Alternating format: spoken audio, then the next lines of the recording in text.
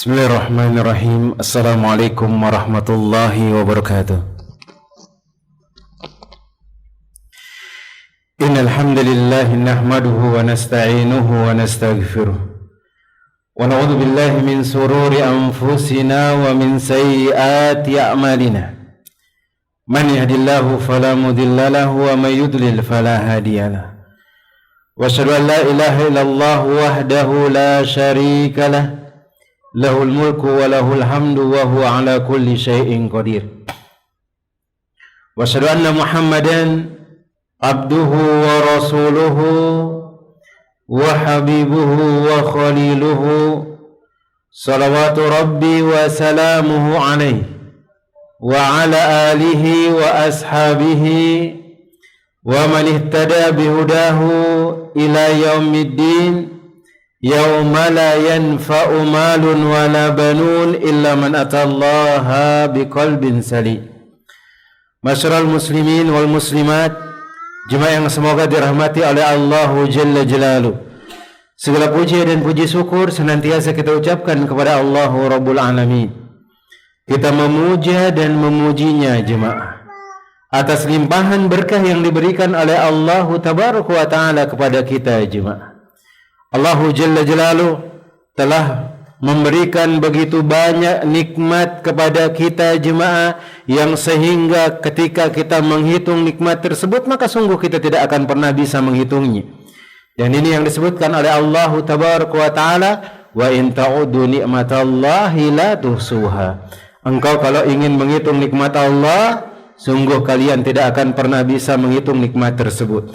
Dan yang wajib bagi seorang hamba yang diberikan nikmat oleh Allah Tabaraka wa Ta'ala adalah bersyukur. Bagaimanapun bentuk nikmat yang diberikan kepada kita jemaah, yang wajib bagi kita adalah bersyukur. Walaupun nikmat itu sedikit, walaupun nikmat itu apa adanya diberikan oleh Allah Tabaraka wa Ta'ala. Bisa jadi nikmat yang diberikan oleh Allah Jalla Jalaluh yang kita anggap apa adanya, itulah nikmat yang terbaik yang diberikan oleh Allah Jalla Jalaluh. Kemudian salawat beriring salam senantiasa kita ucapkan kepada Nabi kita Muhammad bin Abdullah sallallahu alaihi wasallam. Allahumma salli wa sallim wa zid wa barik wa an'im ala sayyidina wa maulana Muhammad bin Abdullah sallallahu alaihi wasallam. Ya Allah, semoga salawat beriring salammu, tambahan berkah dan nikmatmu senantiasa tercurahkan kepada hamba kekasihmu ya Allah, kekasih kami ya Allah, junjungan kami ya Allah, Muhammad bin Abdullah sallallahu alaihi wasallam. Jemaah yang semoga dirahmati oleh Allah Tabaraka wa Ta'ala, alhamdulillah pada kesempatan sore hari yang berbarokah ini Allah terus memberikan nikmatnya, diberikan kita waktu luang, diberikan kita kesehatan, kemudian kita gunakan dalam ketaatan kepada Allah Jalla Jalaluh. Kita peruntukkan semua nikmat tersebut hanya untuk Allah Rabbul Alamin, maka kita adalah orang-orang yang sukses, kita adalah orang-orang yang berbahagia. Maka kesempatan sore hari yang berbarokah ini jemaah, kita lanjutkan pelajaran dan kajian kita. Masih membahas sebuah kitab yang dituliskan oleh Syekh Muhammad bin Ibrahim Al-Hamad, yaitu Akhta'ul Azwat wa Zawjat, kesalahan-kesalahan yang terjadi, yang biasanya terjadi dalam rumah tangga, baik berasal dari sang suami atau berasal dari sang istri. Dan sekarang kita masuk ke pembahasan yang kedua, yaitu Al-Akhta'u Zawjat, tentang masalah kesalahan-kesalahan yang terkadang timbul dari sang istri, atau yang diterjemahkan di sini rapor merah suami istri. Dan kita membahas tentang masalah rapor merah untuk sang istri. Maka beliau mengatakan di sini jemaah yang semoga dirahmati oleh Allah Tabaraka wa Ta'ala, yaitu halaman 247. Syekh Muhammad bin Ibrahim Al-Hamad mengatakan di antara kesalahan yang terkadang timbul dari sang istri adalah mengungkit-ungkit kebaikan yang telah diberikan kepada sang suaminya. Dan ini di antara istri, memang terkadang ada di antara mereka yang senang membantu suaminya.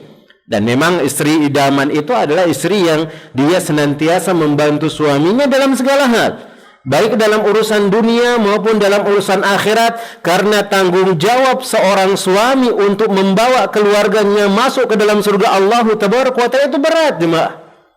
Dia harus bersusah payah, bahkan disebutkan suami ini memikirkan semua yang dibutuhkan oleh keluarganya. Bahkan ketika di akhirat nanti dia harus ditanya dulu dengan hal tersebut, bagaimana kepemimpinanmu tentang keluargamu.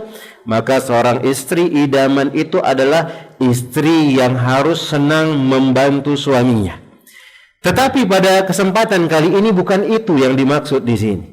Ada istri-istri yang memang tipe-nya yang senang membantu suami, perhatian kepada sang suami, kemudian menjaga orang tuanya, bahkan menjaga mertuanya. Namun di balik itu, semua ini ia kerjakan, atau mungkin di balik itu semua ia sering sekali menyebut-nyebut dan mengungkit-ungkit kebaikannya. Hampir-hampir tidak ada waktu yang telah berlalu melainkan ia pasti mengingatkan suaminya bahwasanya dia telah berbagi kebaikan dan pertolongan yang telah ia berikan kepada keluarga suaminya, kepada mertuanya dan yang lainnya. Yang mana pada akhirnya ia pun akan membuat susah sang suami karena tindakannya yang selalu mengungkit-ungkit kebaikan tersebut, bahkan akan membuat hati suami itu tersakiti, jemaah, dan bahkan akan berbuat semena-mena kepada suami. Seolah-olah nih istri ini ketika dia membantu suaminya kemudian diungkit-ungkit kebaikan tersebut, seolah-olah nggak ada kebaikan yang dia kerjakan oleh seorang suami untuk dirinya. Seolah-olah dia yang melakukan kebaikan-kebaikan, seolah-olah dialah yang melakukan perlakuan atau dialah yang melakukan kebaikan yang di dalam rumah tangga. Seolah-olah dialah yang membantu atau mungkin yang mencari nafkah misalnya. Karena mungkin suaminya miskin, kemudian dia adalah wanita yang kaya, kemudian dia bantu nih suaminya dari hal tersebut, kemudian dia merasa bangga, saya yang membantu suami. Kemudian bahkan tidak jarang kita lihat ada istri-istri yang dia mengambil alih kepemimpinan dalam rumah tangga, padahal dia tidak bisa memimpin, jemaah. Yang menjadi pimpinan, kata Allah Jalla Jalaluhu, adalah laki-laki. Yang ini yang disebutkan oleh Allahu Rabbul Alamin. Allahu Jalla Jalaluhu mengatakan, ya ayyuhalladzina amanu qu anfusakum wa ahlikum naro. Dan yang disebutkan dalam ayat tersebut adalah laki-laki, jemaah. Dan Rasulullah sallallahu alaihi wasallam pun menyebutkan hal tersebut. Kemudian disebutkan pula oleh Allahu Jalla Jalaluhu, ar-rijalu qawwamuna 'alan nisa. Laki-laki itu adalah pemimpin bagi perempuan. Lah sekarang karena dia memiliki kebaikan yang banyak untuk suaminya, yang terkadang suaminya ini telat dapat gajian bulanan, kemudian dia punya uang tabungan dibantu suaminya, itu mulai diungkit-ungkit, itu mulai disebut-sebut, sehingga sang suami ini seolah-olah tidak pernah melakukan kebaikan. Seolah-olah suami ini dia nggak becus untuk mengurus rumah tangganya. Seorang orang yang memegang kendali kebahagiaan rumah tangga itu istri. Maka ini akan membuat sakit sang suami dan bahkan akan membuat semena-mena kepada sang suami tersebut. Maka jemaah yang semoga dirahmati oleh Allah Jalla Jalaluhu, tindakan mengungkit-ungkit kebaikan itu sendiri adalah tindakan yang buruk, harus dijauhi oleh kaum muslimat. Karena sejatinya kaum muslimat ini bantuin suaminya ini untuk menggapai ridha Allah Jalla Jalaluhu, bukan untuk diberikan timbal balik, bukan dia sombong dengan hal tersebut. Maka jika dia mengungkit-ungkit kebaikan adalah perbuatan buruk manakala dilakukan oleh setiap orang, maka tindakan ini akan semakin buruk jika dilakukan oleh seorang istri kepada suaminya sendiri. Karena tindakan mengungkit-ungkit kebaikan akan meruntuhkan pahala amal kebaikan, jemaah. Itu adalah kesombongan. Yang mana orang-orang yang dia berbangga diri dengan kebaikan yang dia lakukan, maka Allah Jalla Jalaluhu tidak akan terima amalan tersebut. Dia ria, dia ingin disanjung, dia ingin dibalas budi lagi apa yang dia kerjakan dari kebaikan-kebaikan tersebut, dan tidak ada gunanya di sisi Allah Jalla Jalaluhu. Bahkan akan merusak kemuliaan. Allah Tabaraka wa Ta'ala benar-benar telah melarang tindakan mengungkit-ungkit kebaikan, sebagaimana dalam firman-Nya, jemaah, semua kebaikan ini enggak boleh kita ungkit-ungkit. Maka seorang ketika dia melakukan kebaikan yang dia bukan pasangan suami istri, mungkin dia nyumbang di masjid, mungkin dia sedekah kepada orang lain, mungkin dia membantu anak-anak yatim, kemudian dia ungkit-ungkit hal tersebut, itu adalah sesuatu yang tidak baik. Dan ingat, perbuatan mengungkit-ungkit kebaikan yang dia kerjakan adalah hal yang akan membinasakan amalan yang dia kerjakan. Dan disebutkan oleh Imam Ibnu Qayyim rahimahullahu taala dalam kitabnya Thariqul Hijrataini, ada di antara amalan-amalan itu dikatakan oleh beliau akan diterima oleh Allah Jalla Jalaluhu. Yang pertama, dia lupa dengan kebaikan yang dia kerjakan. Maka seseorang ketika dia melakukan pekerjaan, amal-amalan soleh, hendaknya selesai dia kerjakan, itu dia lupa dengan hal tersebut. Karena sejatinya yang dia inginkan adalah pujian dari Allah, bukan pujian dari manusia. Karena mengungkit-ungkit itu menunjukkan bahwasanya dia tidak ikhlas kepada Allah Rabbul Alamin.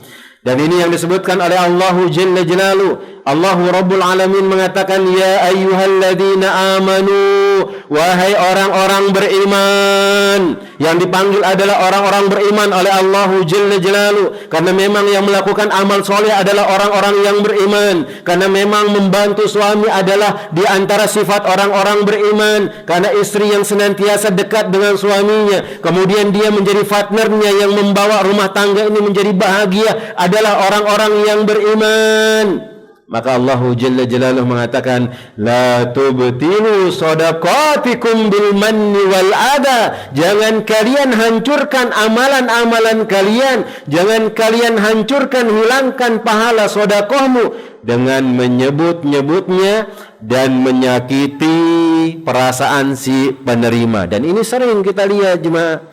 Di antara yang menyakiti perasaan si penerima, mungkin kita nggak ungkit-ungkit, tapi banyak di antara orang-orang kaya ini yang memiliki harta, dia ketika berinfak kepada orang lain itu harus difoto dulu, yang menunjukkan nih dia miskin, ya Anda bantuin dia.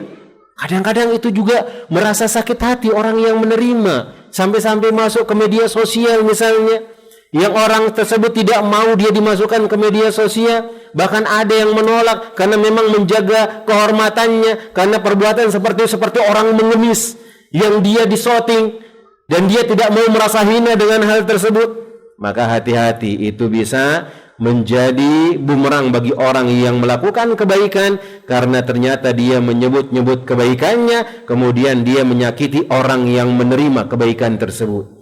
Kemudian demikian pula disebutkan oleh Nabi sallallahu alaihi wasallam, hadis yang berasal dari Abu Dzar Al-Ghifari radhiyallahu taala anhu, bahwasanya Nabi sallallahu alaihi wasallam bersabda, salasatun, ada 3 orang kata Nabi, la yukallimuhumullahu yaumal qiyamah, yang mana Allah tidak akan mau bicara sama dia. Kalau pada hari kiamat Allah akan bicara sama kita jemaah, dan itu adalah tambahan kenikmatan yang sangat luar biasa sekali. Rob yang selama ini kita puji, Rob yang selama ini kita sujud kepadanya, Rob yang selama ini kita tunduk kepadanya, kita mengerjakan sholat untuknya, kita bersedekah untuknya, kalau pada hari kiamat itu akan menemui kita dan ngajak kita ngobrol jemaah. Allah akan ngajak kita bicara, dan itu adalah kenikmatan yang sangat besar. Tetapi ada orang-orang yang dihalangi oleh Allah, dia tidak diajak bicara, dia tidak diberikan keberkahan, bahkan dia akan disiksa oleh Allah tabaraka wa taala. Wala yanzuru ilaihim, bahkan tidak mau dilihat oleh Allah. Siapa mereka? Wala yuzakkihim, dan dia pula tidak disucikan oleh Allah. Walahum adzabun alim, dan dia akan disiksa dengan azab yang sangat pedih.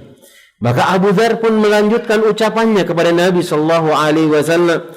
Lalu Abu Dzar bertanya, siapakah mereka yang telah gagal dan merugi wahai Rasulullah? Siapakah orang-orang yang tidak mau diajak bicara oleh Allah? Siapakah orang-orang yang tidak mau dilihat oleh Allah? Siapakah orang-orang yang tidak mau disucikan oleh Allah? Siapakah orang-orang yang akan mendapatkan azab yang pedih wahai Rasulullah? Beliau mengatakan al-musbil. Yang pertama adalah orang yang musbil. Siapa mereka? Orang yang menjulurkan pakaiannya hingga melebihi mata kaki.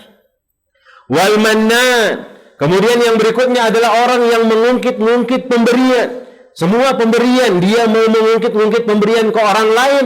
Bahkan yang lebih parah ketika seorang istri atau seorang suami, dia mengungkit-ungkit kebaikan yang dia berikan kepada keluarganya. Bukankah engkau seorang suami bertanggung jawab untuk mencari nafkah untuk keluargamu? Maka tidak layak bagi seorang suami untuk mengungkit kebaikannya. Begitu juga dengan seorang istri. Ketika dia bisa membantu suaminya, maka tidak layak baginya untuk mengungkit-ungkit apa yang diberikan kepada suaminya. Mungkin suaminya miskin, mungkin suaminya fakir, mungkin suaminya lemah, mungkin suaminya tidak memiliki harta sebagaimana dia memiliki harta, sebagaimana orang tuanya orang kaya dan yang lainnya. Maka haram hukumnya bagi seorang istri untuk mengungkit-ungkit pemberian, dan ini diantara akan menyebabkan seorang istri itu tidak bersyukur dengan pemberian suaminya. Kadang kalau kita lihat nih, kalau istri ini lebih kaya daripada kita jemaah, ketika dia sering bantuin kita untuk membantu tentang masalah rumah tangga, baik nafkah, kemudian yang lainnya, mungkin biaya anak kita juga kadang dia yang bayarin misalnya, maka ketika kita memberikan yang sedikit, mungkin dia akan remehkan dengan hal tersebut. Hati-hati jemaah. Dan ini yang kita sebutkan di antara kesalahan yang sangat fatal yang mana Allah mengancam dan Rasulullah SAW memberikan kabar buruk baginya akan dimasukkan ke dalam neraka Allah Jalla Jalaluhu. Siapa mereka? Yakfurna, kata Nabi SAW, perempuan yang dia tidak mudah berterima kasih kepada Allah, perempuan yang dia tidak mudah berterima kasih kepada suaminya. Yakfurnal ashir, dia meremehkan apa yang diberikan oleh suaminya. Hati-hati nih jemaah. Ini di antara wasilah akan terjadi hal tersebut. Ketika kita mudah bantu suami kita, kemudian mulai sifat-sifat sombong, mulai sifat-sifat mengungkit kebaikan itu sudah muncul, maka lambat laun dia akan meremehkan suaminya. Dia akan merendahkan suaminya. Dan dia pun akan menjadi orang-orang yang tidak mau bersyukur kepada suaminya. Maka jauhi sifat-sifat tersebut. Kemudian apa kata Rasulullah sallallahu alaihi wasallam? Wal munafiqu sil'atahu bil halifi al kadibi. Kemudian yang tidak diajak ngobrol oleh Allah, yang tidak dilihat oleh Allah, kemudian tidak disucikan, kemudian akan mendapatkan azab yang sangat pedih adalah orang-orang yang mudah bersumpah ketika atau melariskan barang dagangannya. Dikit-dikit Masya Allah, wallahi barang saya bagus, wallahi barang saya bagus. Maka ini diharamkan dalam agama Islam. Allah Jalla Jalaluhu tidak akan melihatnya dan mengajak bicara. Karena menjual barang kita enggak perlu kita bersumpah. Maka silahkan kalau kita mengatakan bagus, barang itu bagus. Ketika kita melihat barang itu buruk, maka katakan barang itu buruk dan yang lainnya. Dan itu yang terbaik di sisi Allah Rabbul Alamin. Kemudian jemaah yang semoga dirahmati oleh Allah Jalla Jalaluhu, begitu juga telah ada riwayat dari Ibnu Abbas radhiyallahu taala anhuma bahwasanya ia mengatakan kebaikan itu tidak akan sempurna melainkan dengan 3 perkara, dengan menyegerakannya, kata beliau. Yang pertama, kebaikan itu akan menjadi sempurna, akan diketahui bahwasanya dia adalah kebaikan yang terbaik kalau dia menyegerakan kebaikan tersebut, enggak ditunda-tunda jemaah. Ketika dia ada kesempatan nih pada sore hari ini, enggak ditunda, nanti datangnya pagi hari baru dia mengerjakan. Ketika dia berada di pagi hari, dia enggak tunda, nanti akan datang waktu sore baru dia mengerjakan. Dan ini yang dikatakan oleh Ibnu Umar. Apa kata Ibnu Umar? Idza amsayta fala tantadhiris sabah wa idza asbahta fala tantadhiril masa. Jikalau kalian berada pada waktu pagi, jangan tunggu datangnya waktu sore. Jikalau kalian berada di waktu sore, kemudian bisa melakukan perbuatan-perbuatan baik, jangan sampai menunda-nunda kemudian engkau tunggu dia datangnya waktu pagi. Betapa banyak kita lihat kita mampu pada pagi harinya untuk mengerjakan kebaikan, ternyata di waktu sore kita lupa dan dihalangi oleh Allah Rabbul Alamin. Kemudian yang kedua, di antara kebaikan akan dikatakan menjadi sempurna adalah menganggap kecil kebaikan yang dia telah lakukan, gak ada apa-apanya.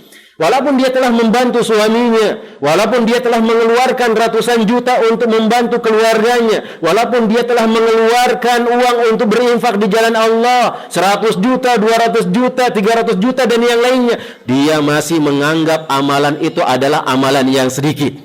Dan biasanya kalau kita menganggap itu amalan-amalan yang sedikit, lebih ikhlas. Lebih ikhlas kita jemaah. Ketika kita mengatakan amalan ini amalan yang remeh. Itu diantara untuk memacu, bukan berarti nanti kita mengatakan amalan remeh di depan orang. Karena kalau kita ngomong di depan orang itu bisa jadi itu adalah kesombongan. Kita ngomong sama diri kita, amalan yang anak kerjakan ini amalan remeh. Walaupun mungkin menurut orang bilangannya banyak. Dan ini diantara cara supaya amalan itu menjadi sempurna dan diterima oleh Allah Tabaraka wa Ta'ala. Kemudian yang berikutnya, yang ketiga, kata Ibnu Abbas radhiyallahu ta'ala anhuma, beliau mengatakan menutupinya. Hendaknya kebaikan yang dia kerjakan dia tutupi, tidak diceritakan kepada orang lain, karena memang rahasia atau amalan yang dia tutupi, nggak ada yang mengetahui amalan tersebut, itu lebih ikhlas di sisi Allah Jalla Jalaluhu, karena dia tidak mengharapkan pujian dari orang lain, karena dia tidak mengharapkan sanjungan dari orang lain, dan bisa jadi amalan seperti ini akan memasukkan dia ke dalam surga Allah Jalla Jalaluhu. Karena betapa banyak amalan-amalan seperti ini yang Nabi Shallallahu Alaihi Wasallam memberikan kabar gembira kepada orang yang mengamalkannya. Di antaranya adalah Bilal. Bagaimana Bilal radhiyallahu taala anhu, tidak ada orang yang mengetahui dia melakukan amalan-amalan soleh. Apa amalan tersebut? Nabi Shallallahu Alaihi Wasallam ketika malam harinya beliau dibawa oleh malaikat Jibril masuk ke dalam surga Allah Jalla Jalaluhu. Ketika berada di dalam surga, Nabi Shallallahu Alaihi Wasallam mendengar ada suara terompahnya Bilal di sana. Akhirnya ketika waktu subuh nih, Rasulullah Shallallahu Alaihi Wasallam duduk bersama para sahabat, kemudian dicari mana Bilal, mana Bilal. Bilal pun datang. Kemudian Nabi SAW bertanya kepadanya, ya Bilal, ayu amalin arja amilta fil Islam, amalan apa yang engkau amalkan wahai Bilal, yang engkau sangat mengharapkan ketika berjumpa dengan Allah, engkau berbangga dengan amalan tersebut? Bilal mengatakan, enggak ada wahai Rasulullah, enggak ada. Kemudian diceritakan, kecuali tidaklah aku berhadas kecuali aku berwudu wahai Rasulullah, dan tidak ada selesai berwudu kecuali aku sholat 2 rakaat. Enggak ada orang yang tahu dari kalangan sahabat, jemaah. Enggak ada yang tahu. Kemudian suatu ketika pula, ketika Nabi SAW lagi duduk dengan para sahabatnya, bersama para sahabat radhiyallahu taala anhum, tiba-tiba Nabi SAW mengatakan, ini akan keluar dari lorong ini seorang laki-laki penghuni surga. Yang keluar dari lorong tersebut adalah laki-laki yang tidak dikenal, jemaah. Dia tidak seperti Abu Bakar, dia tidak seperti Umar, dia tidak seperti Utsman, dia tidak seperti Ali radhiyallahu taala anhum. Dia keluar baru selesai melakukan wudu, kemudian air wudu itu masih mengalir di jenggotnya, jemaah. Kemudian dia bawa sandalnya dibawa dengan tangannya.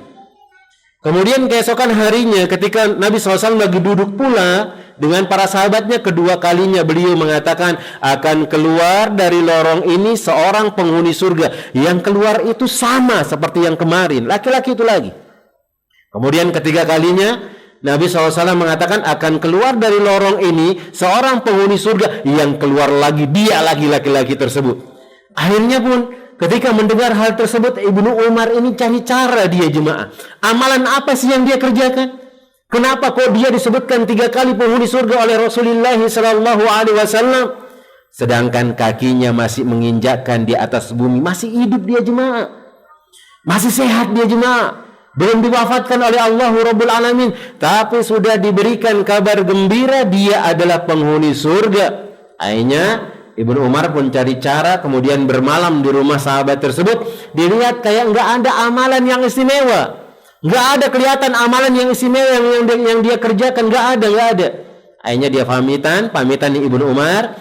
Kemudian setelah beberapa langkah dipanggil lagi oleh sahabat tersebut. Ta'ala ya Ibnu Umar, kemari ya Ibnu Umar, kemari.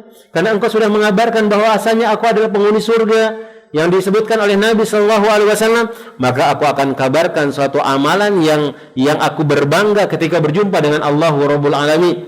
Maka Ibnu Umar pun mengatakan, amalan apa itu? Maka sahabat tersebut pun mengatakan, tidaklah aku duduk di atas ranjangku kecuali aku tidak mendapati diriku ada rasa hasad. Itu saja nggak ada orang yang tahu dengan hal tersebut, disembunyikan.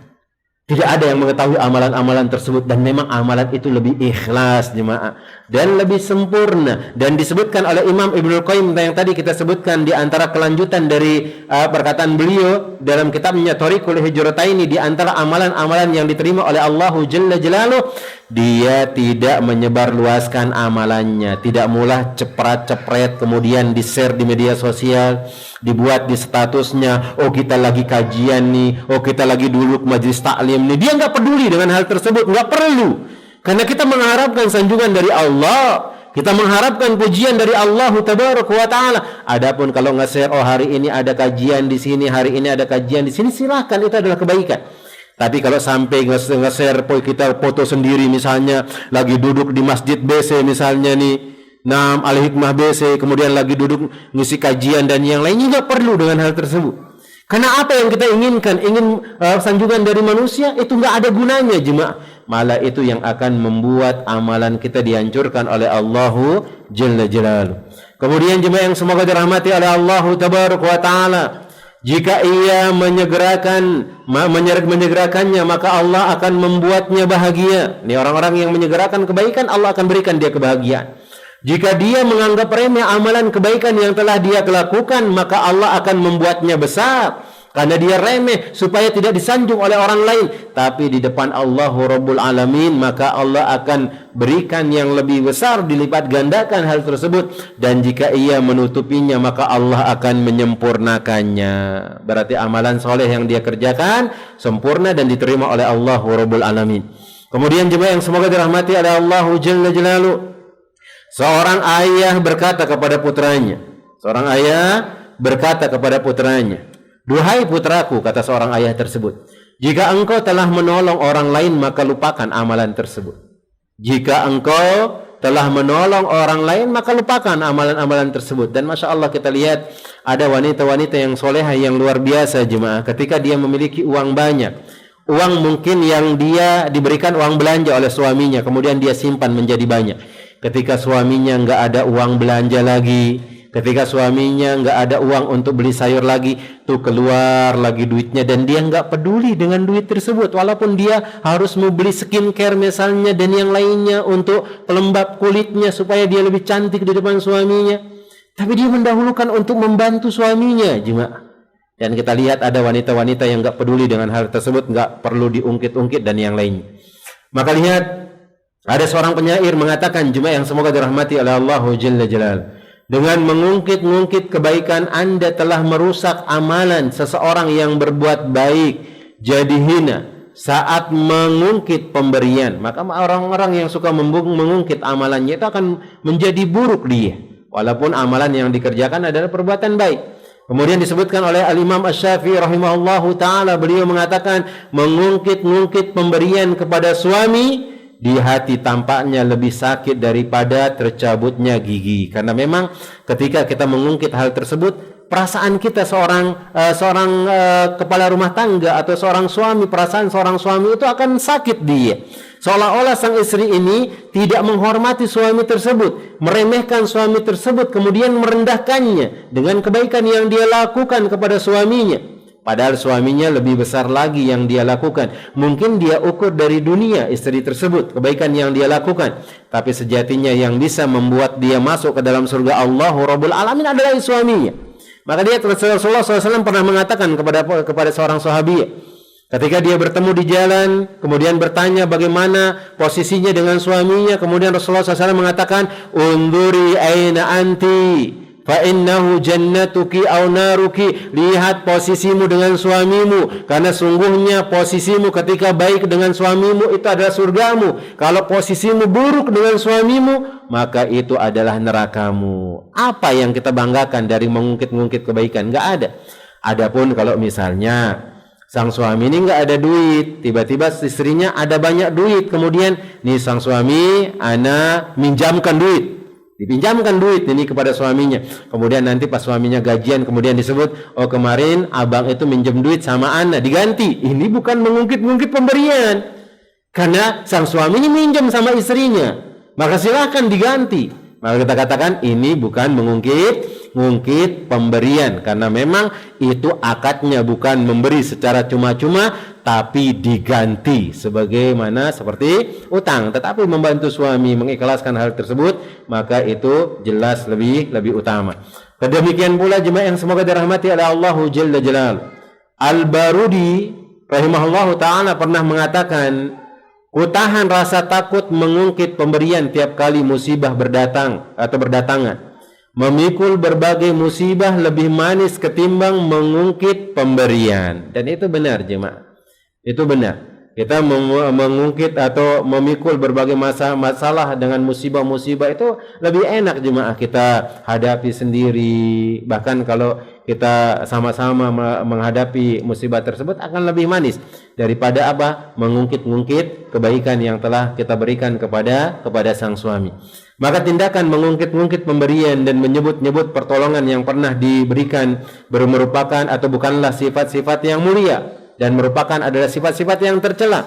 Akan tetapi perkara itu boleh dilakukan ketika seseorang berada dalam kondisi memberikan celaan dan mengumumkan alasan. Ini boleh seperti ini. Contohnya mana? Sebagaimana sahabiat yang dia mungkin melakukan kebaikan kemudian disebutkan, dan yang lainnya, atau disebutkan di sini oleh Ibnu Hazm rahimahullahu taala mengatakan ada dua hal yang bila dilakukan bersamaan dua hal yang lainnya bisa mendatangkan kebaikan, padahal ketika dilakukan bersama selain keduanya bisa mendatangkan keburukan. Keduanya adalah tindakan mencela dan mengajukan alasan. Boleh orang mencela kemudian memberikan alasan yang terbaik. Dia mencela suaminya, dia sudah melakukan perbuatan buruk, kemudian disebutkan alasan-alasannya. Ini boleh. Mana contohnya? Ketika dia minta fatwa kepada seorang ustadz atau kiai atau orang yang berilmu. Dia ingin menyelesaikan masalahnya, disebutin bahwasanya dia sudah mengajak suaminya dalam ketaatan kepada Allah, suaminya seperti ini, sudah dibantu seperti ini,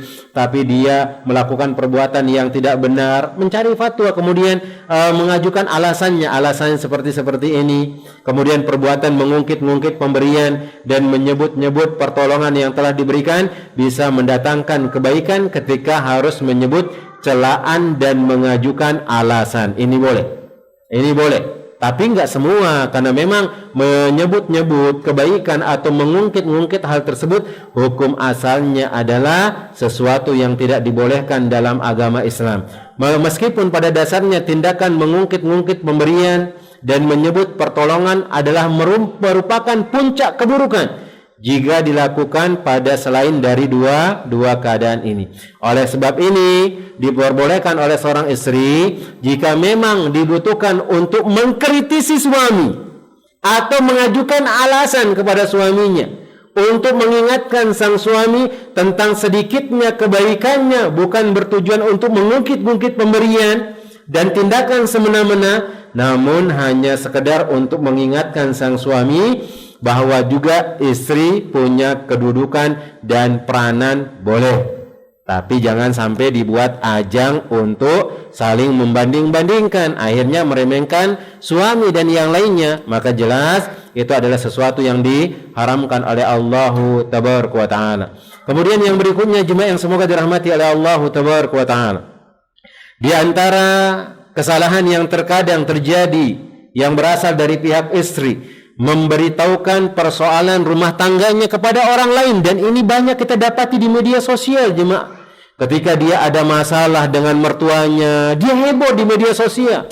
Ketika dia ada masalah dengan iparnya, heboh di media sosial. Nggak ada orang yang mengetahui di keluarganya karena dia tidak ngomong, tapi dia bercerita dari media sosial dan yang lainnya. Dan hati-hati engkau wahai perempuan, karena banyak kejadian itu kita lihat dari pihak perempuan.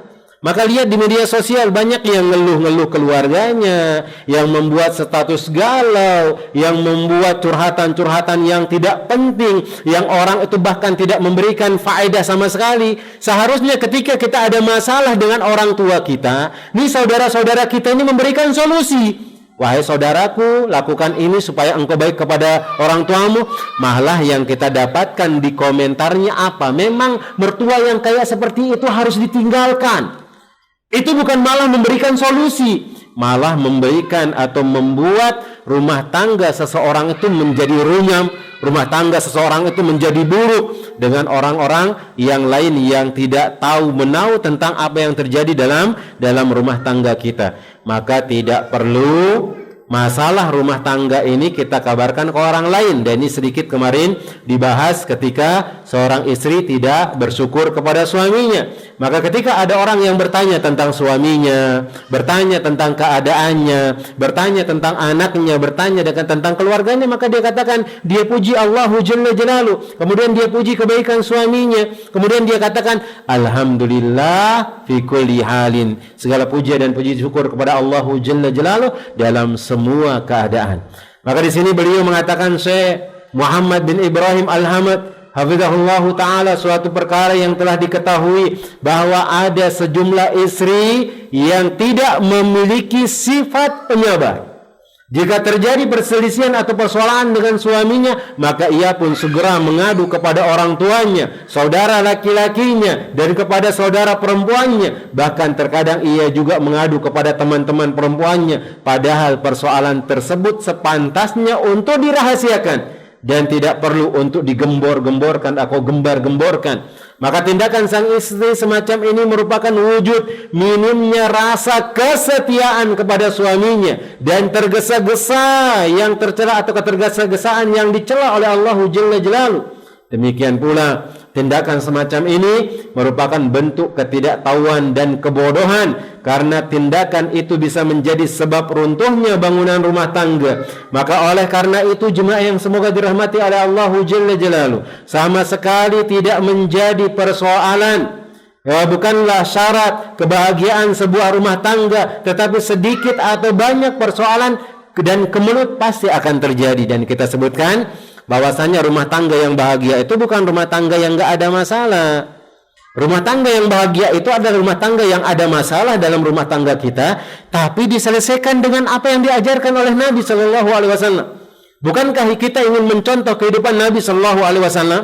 Bagaimana kebahagiaan Nabi Shallallahu Alaihi Wasallam? Dia adalah suami idaman. Kemudian kita ingin mencontoh istri Nabi Shallallahu Alaihi Wasallam radhiyallahu taala anhunna, yaitu Aisyah, kemudian Khadijah, Sauda, Sofia, dan yang lainnya. Kita ingin menjadi mereka. Apakah enggak ada masalah dalam rumah tangga mereka? Ada, jemaah. Walaupun ada masalah seperti itu, Nabi Shallallahu Alaihi Wasallam mengatakan, baiti jannati, rumahku adalah surgaku. Maka demikian jemaah yang semoga dirahmati oleh Allah Tabaraka wa Ta'ala, sudah sepantasnya bagi seorang istri agar berusaha sekuat tenaga untuk tidak seorang pun yang turut campur antara urusan dirinya dan suaminya. Nggak perlu orang lain, kecuali kalau memang sudah buntu, nggak bisa, maka dia datangkan al-islah dari pihak suami dan pihak istri, kemudian dia berembuk. Bagaimana caranya supaya dia damai? Itu yang dilakukan oleh Allah Tabaraka wa Ta'ala, yang diajarkan oleh Allah Rabbul Alamin. Karena jika seorang tersebut tertolong atau tergolong orang-orang yang memiliki rasa kecintaan, maka dadanya akan terasa sesak dan sempit. Adapun jika dia tertolong orang yang memendam atau tergolong orang yang memendam kebencian atau hasad, maka orang tersebut akan bergembira dengan musibah yang terjadi pada dirinya. Bahkan terkadang orang tersebut berani menampakkan kegembiraan itu, dan terkadang pula orang tersebut memberikan nasihat dengan pendapat yang salah yang keluar dari saat itu juga, sehingga menyebabkan perpisahan suami istri dan hancurnya rumah tangga. Maka nggak ada kebaikannya, jemaah. Maka kita harus menjadi orang yang bersabar, orang yang senantiasa mengatakan bahwasanya pasti rumah tangga kita akan diuji oleh Allah Tabaraka wa Ta'ala.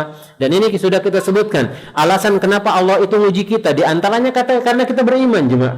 Yang kedua, Allah menguji kita ini karena Allah sayang sama kita. Rasulullah SAW mengatakan, Innallaha idza ahabba qauman ibtala. Allah kalau cinta kepada sekelompok kaum, Allah akan uji dia. Kemudian yang berikutnya, jemaah yang semoga dirahmati oleh Allah Tabaraka wa Ta'ala, seorang istri yang cerdas akan merahasiakan permasalahan yang terjadi antara dirinya dan suaminya, jemaah. Meskipun dari kedua orang tua itu sendiri, atau dari orang tuanya sendiri sang istri, maka disembunyikan. Tidak ada yang lebih tahu, terlebih lagi selain mereka, jemaah.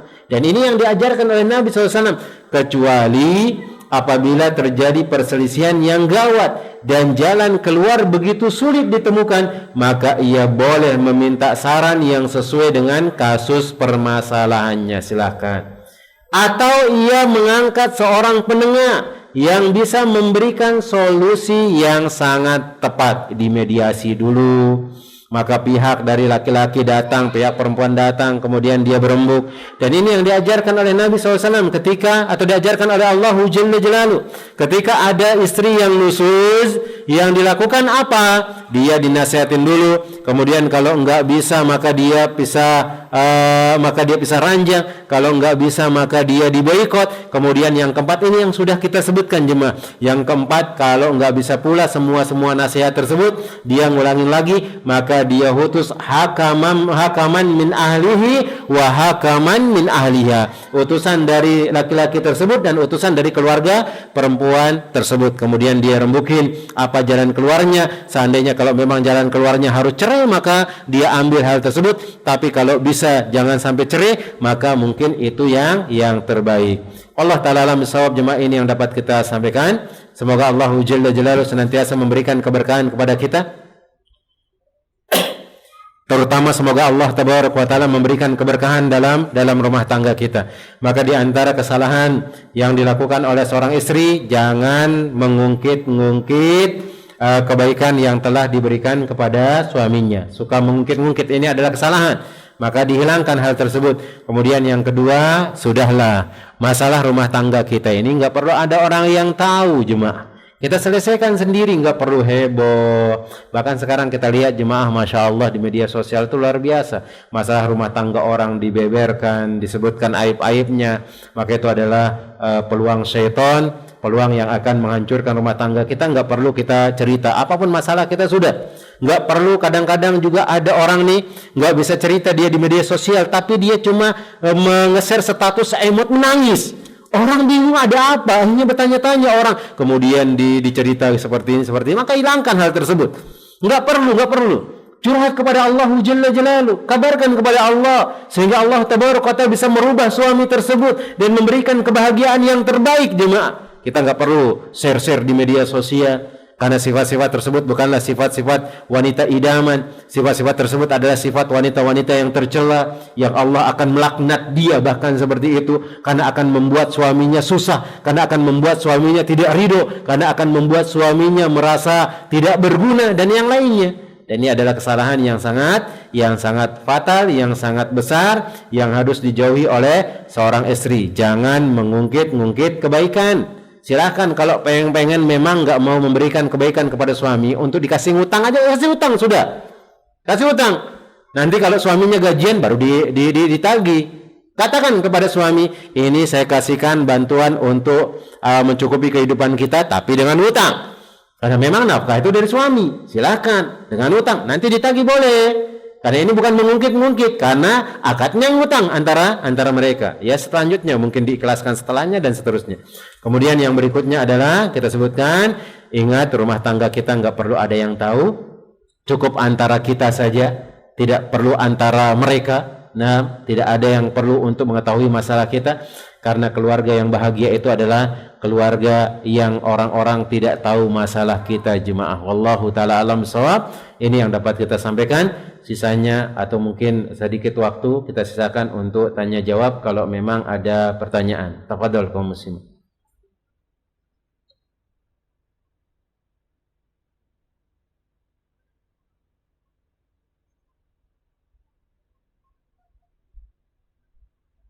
Tafadhol jemaah, mungkin ada pertanyaan? Kalau enggak ada kita cukupkan. Nah, jemaah yang semoga dirahmati Allah Tabaraka wa Ta'ala, karena enggak ada pertanyaan, semoga Allah Rabbul Alamin senantiasa memberikan keberkahan kepada kita jemaah, kemudian memudahkan semua urusan kita, terutama kita yang menjadi suami yang terbaik, kemudian kita yang menjadi istri yang terbaik, kemudian kita senantiasa berbenah diri, karena ini diantara tujuan kita adalah, atau tujuan kita mengkaji kitab ini, kemudian belajar kitab ini adalah untuk senantiasa berbenah diri, senantiasa memberikan kelonggaran bagi pasangan kita, senantiasa untuk saling memahami, sehingga Allah Tabaraka wa Ta'ala akan memberikan keluarga yang bahagia dan akan memberikan keberkahan dan bahkan akan masukkan kita ke dalam surganya. Amin ya rabbal alamin. Kita cukupkan dengan doa kafatul majlis. Subhanakallahumma wa bihamdika asyhadu an la ilaha illa anta astaghfiruka wa atubu ilaik. Summa assalamu alaikum warahmatullahi wabarakatuh.